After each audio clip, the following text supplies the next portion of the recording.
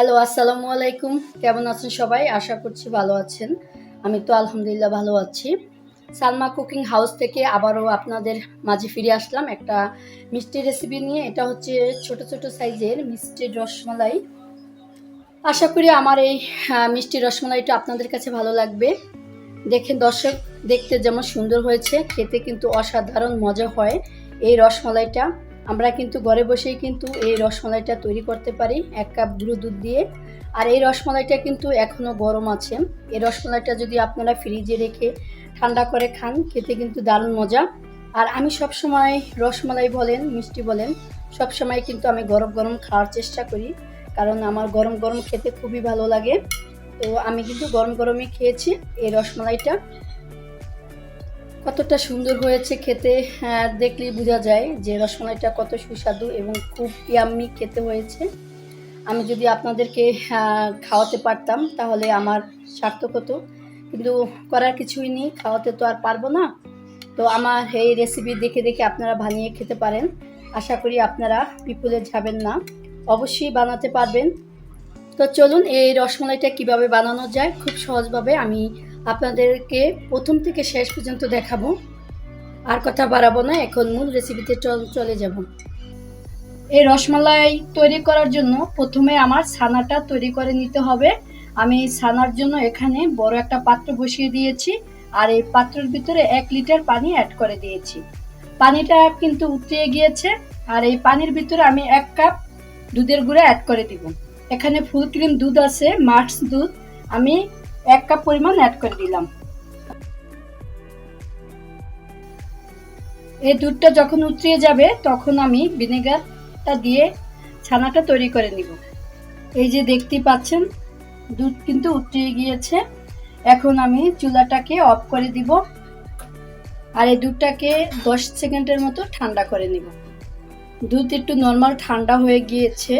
এখন আমি ছানা তৈরি করার জন্য এখানে 4 চা চামচ ভিনেগার এবং 4 চা চামচ পানি অ্যাড করে মিশিয়ে নিয়েছি, আর এটাকে আমি আস্তে আস্তে অ্যাড করে দিব।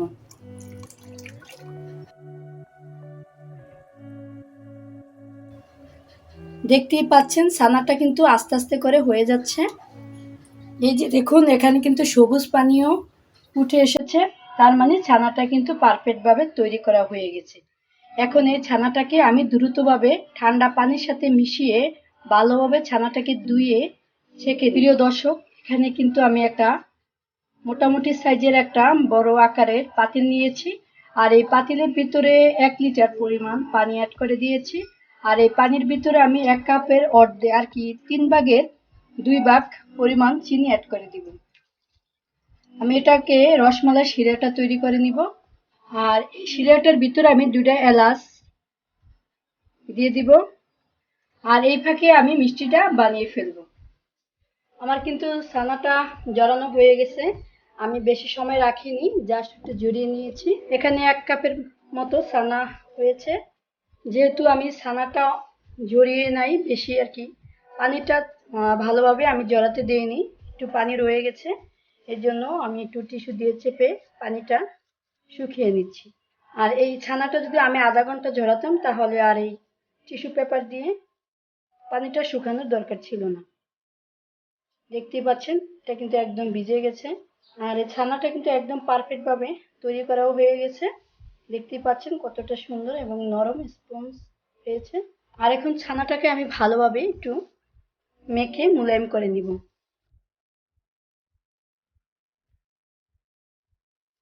আর এখন আমি এই ছানার ভিতরে কিছু কিছু জিনিস অ্যাড করে দিব।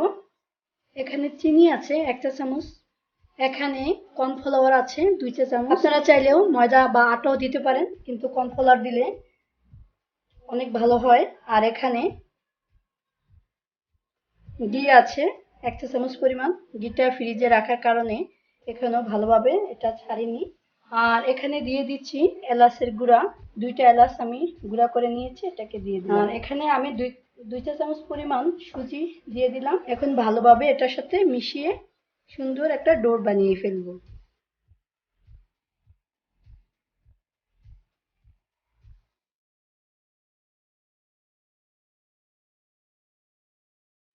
এখন কিন্তু আমি ছোট ছোট সাইজ করে রসমালাইয়ের শেপটা দিয়ে দিব, এই যে এরকম করে, এই যে এভাবে আমি সম্পূর্ণ রসমালাইয়ের শেপটা দিয়ে দিব। প্রিয় দর্শক, দেখতেই পাচ্ছেন আমার কিন্তু রসমালাইটা বানানো হয়ে গেছে। এই যে দেখুন কত সুন্দর হয়েছে। আর আমি কিন্তু লম্বা সাইজেরও রসমালাই বানিয়েছি এবং গোল গোল করেও রসমালাই বানিয়েছি, দুটোটা সাইজ করে আমি বানিয়েছি। আপনারা চাইলে এভাবেও বানাতে পারেন বা গোল বা লম্বা আকারেও বানাতে পারেন। আমার কাছে দুটোটাই ভালো লাগে, এর জন্য আমি দুটোটা শেপ দিয়ে বানিয়েছি। আর কথা বাড়বো না, এখন আমি এই রসমালাইটা শিরার ভিতরে দিয়ে দিব। আর অলরেডি শিরাটা কিন্তু আমি চুলাতে দিয়ে দিয়েছি, দেখি শিরার কি অবস্থা। আর এখানে শিরাটা কিন্তু প্রায় উতরিয়ে গিয়েছে, আর আমি চুলাটা কমিয়ে দিয়েছি।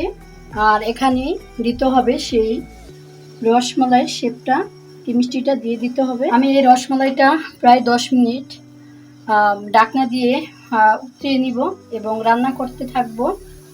দেখতেই পাচ্ছেন মিষ্টিটা কিন্তু একদম উতরিয়ে গিয়েছে। আর আমি একটু আলতোভাবে একটু নাড়াচাড়া করে দিব, কারণ এই সময় মিষ্টিটা একদম নরম থাকে, ভেঙে যাওয়ার সম্ভাবনা বেশি থাকে। এর জন্য আমি একটু আস্তে আস্তে করে নাড়াচাড়া করে দিলাম। আর এখন ঢাকনা দিয়ে আমি রাখবো আরো 20 মিনিট। 10 মিনিট তো হয়ে গেছে, আরো 20 মিনিট আমি ঢাকনা দিয়ে রান্না করব, তারপরে আবার আপনাদের মাঝে ফিরে আসবো। প্রিয় দর্শক, আমার কিন্তু প্রায় আরো 20 মিনিট রান্না করা হয়ে গেছে এই রসের ভিতরে। এখন আমি ঢাকনা খুলে দেখি কি অবস্থা মিষ্টির। দেখতে পাচ্ছেন দর্শক কতটা সুন্দর হয়েছে। আমি প্রায় 30 মিনিটের মতো এই রসের ভিতরে রসমালাইটা রান্না করেছি। এই রসমালাইটা কিন্তু একদম সুন্দরভাবে রান্না করা হয়ে গেছে। আর এখন কিন্তু আমি এই রসমালাইটাকে একটা স্ট্যান্ডে এই রসাটাকে ছাড়িয়ে নিব, তারপরে আমি মালাই দুধটা তৈরি করে। আর এখানে আমি 1.5 কেজি পরিমাণ দুধ নিয়েছি, আর এই দুধটাকে আমি কিন্তু অনেকক্ষণ আগে পর্যন্ত কমিয়ে নিয়েছি, প্রায় হাফ কেজি করে নিয়েছি 1.5 কেজি দুধকে। দেখতেই পাচ্ছেন দুধের কালারটা কিন্তু একদম সুন্দরভাবে হয়ে গেছে মালাইটা। আর এই দুধটা কিন্তু একদম খাঁটি দুধ, দেখতেই পাচ্ছেন উপরটা একদম সরে একদম হলুদ হয়ে আছে। আর এই দুধের ভিতরে কিন্তু আমি এখন 1 চা চামচ পরিমাণ চিনি অ্যাড করে দিব মিষ্টির জন্য। আর যে যে পরিমাণ মিষ্টি খান এই অনুযায়ী দিবেন। আমি রসমালাইয়ের ভিতরে একটু মিষ্টি কম দেই, তাই 1 চা চামচ পরিমাণ অ্যাড করে দিলাম। এখন আমি রসমালাইয়ের মিষ্টিটা দিয়ে দিব। আর এই তো এখন আমি এই রসমালাইটা জড়িয়ে নিয়েছি একটা স্ট্যান্ডে, এখন অ্যাড করে দিব। দেখতে কত সুন্দর হয়েছে মাশাআল্লাহ, খেতে কিন্তু দারুণ মজা হবে। আপনারা কিন্তু চাইলে ঘরে বসে এভাবেই রসমালাইটা তৈরি করতে পারেন, এটা কিন্তু একদম সহজ। আর যারা নতুন তারা কিন্তু আমার রেসিপি যদি ফলো করে আপনারা মিষ্টিটা তৈরি করেন, এই রসমালাইটা অবশ্যই কিন্তু রসমালাইটা তৈরি করতে পারবেন, আমি ইনশাল্লাহ বলতে পারবো, কারণ আমি খুবই সহজভাবে এই রেসিপিটা আপনাদেরকে দেখাইছি। তবে আমি কিন্তু এখন এই মালাইয়ের ভিতরে রাখবো 2 মিনিট, তারপরে আমি চুলাটা অফ করে দিব। 2 মিনিট কিন্তু হয়ে গেছে আবারও। আর এখন কিন্তু আমি আপনাদেরকে সুন্দরভাবে একটা বাটির ভিতরে পরিবেশন করে দেখাবো কতটা সুন্দর হয়েছে।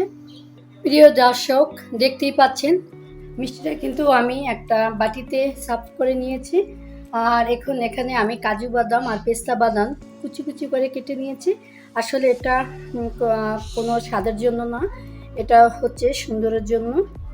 এটার উপরে দিয়ে দিব, দেখতে যাতে একটু সুন্দর হয় এর জন্য দিয়ে দিচ্ছি। এই তো হয়ে গেল আমার ছোট ছোট সাইজের রসমালাই। দেখতেই পাচ্ছেন দেখতে যেমন সুন্দর হয়েছে। আর এই রসমালাইটার ভিতরে কিন্তু সরও আছে দুধের, দেখেন খেতে কিন্তু অনেক মজা হয়েছে। আশা করি আমার এই রেসিপিটা আপনাদের কাছে আজকেও ভালো লেগেছে। এই রসমালাই রেসিপিটা অবশ্য আমার রসমালাই রেসিপি আরেকটাও আমি দিয়েছি, আর আমি মিষ্টির রেসিপি অনেকবার দিয়েছি। আশা করি ভালো লেগেছে আপনাদের কাছে, আর এটাও ভালো লাগবে। আপনারা কিন্তু চাইলে এরকমভাবে মিষ্টি রসমালাই তৈরি করতে পারেন বাসায় বসে, কিনে খাওয়ার আর কোনো দরকার হবে না। শুধু একবার ট্রাই করবেন, দেখবেন কতটা মজা হয়। দেখেন দর্শক কতটা সুন্দর হয়েছে, খেতে কিন্তু দারুণ হয়েছে। আমি ভিতরটা একটু কেটে দেখাচ্ছি কতটা সুন্দর হয়েছে, দেখতেই পাচ্ছেন এই যে অনেক সুন্দর হয়েছে। আর আমার এই সহজ রেসিপিটা যদি আপনাদের কাছে ভালো লেগে থাকে তাহলে আমার চ্যানেলটাকে অবশ্যই একটা সাবস্ক্রাইব করে দিবেন আর আমার সাথেই থাকবেন। সবাই ভালো থাকবেন এই কামনায় বিদায় নিচ্ছি। আসসালামু আলাইকুম, আল্লাহ হাফেজ।